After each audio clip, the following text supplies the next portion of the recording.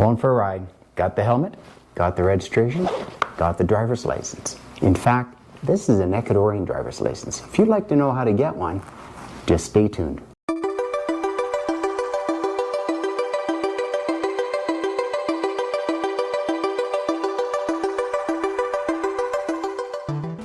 I recently acquired this Ecuadorian driver's license.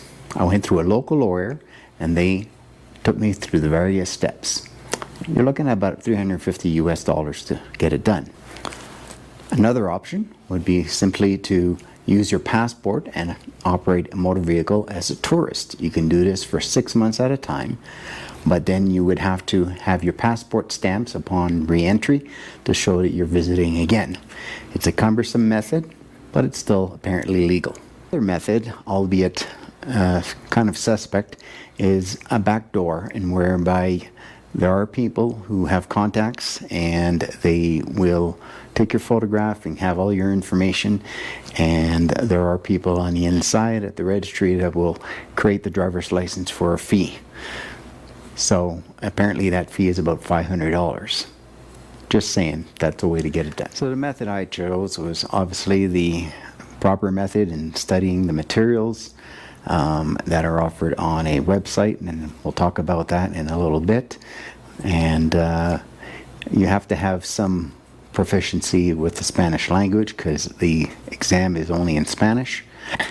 There are 340 questions. They only ask 20 of them during the exam, and you have to get at least 16 correct. Here we are. This is the website for the National Transportation Authority, or ANT Ecuador. So the website is ant.com.ec. And here you have on the main page, it says simuladores, which is the simulation exams you have for the various types of driver's licenses from A through G.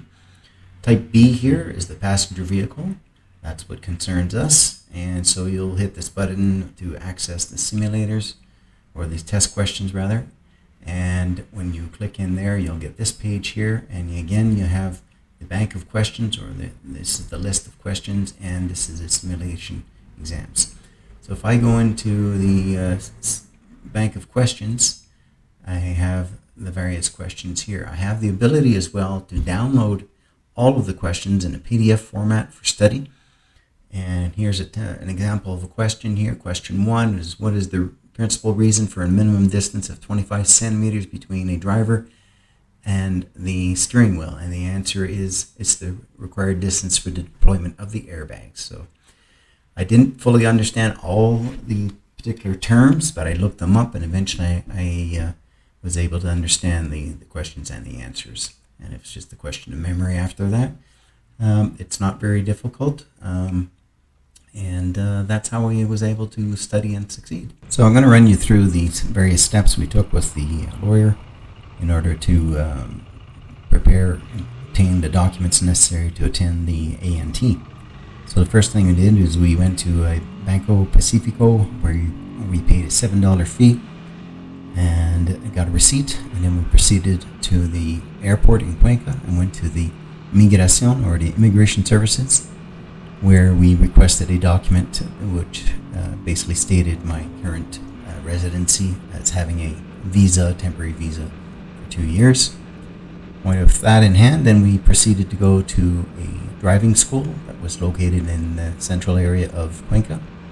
At the driving school, I underwent a visual acuity test, and if you've ever done those, you simply look into a device and you have to identify letters and numbers at various sizes, read them out loud, and also there's a color test in order to identify a color within a spectrum of dots.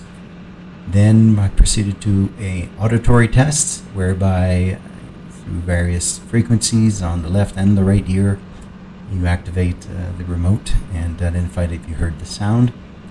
And then after that, I proceeded to a reflex test where there were 2 pedals on the ground simulating a brake and an accelerator.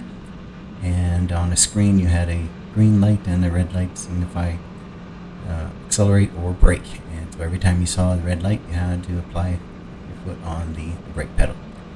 And after that, there was a manual dexterity test, and again on a computer screen, and with 2 joysticks, you had to maintain 2 vehicles going through a sinuous track. I found that would be a little silly and not really simulating any dexterity or anything pertaining to driving, but that was the test I had to undergo. So with documents in hand, then we proceeded to the A&T offices. Now understand you have to have an appointment beforehand, so I actually did wait 2 days for an appointment to be able to attend to write the exam. So the exam is done in a room, multiple screens, and you're assigned one of the terminals, and you have 20 minutes to write the exam. So as I mentioned, there's 20 multiple choice questions out of about 340, and so you have basically a minute a question to respond. And once it's done, it'll tabulate and it'll tell you whether or not you've passed. I can't believe I almost forgot to mention this, but you must provide an apostilled driver's record. So know that once you've completed your exam successfully, then you'll get your driver's license. And you would have all done it in a legal way. I hope this information was helpful, and if you have any questions or comments, please leave them below.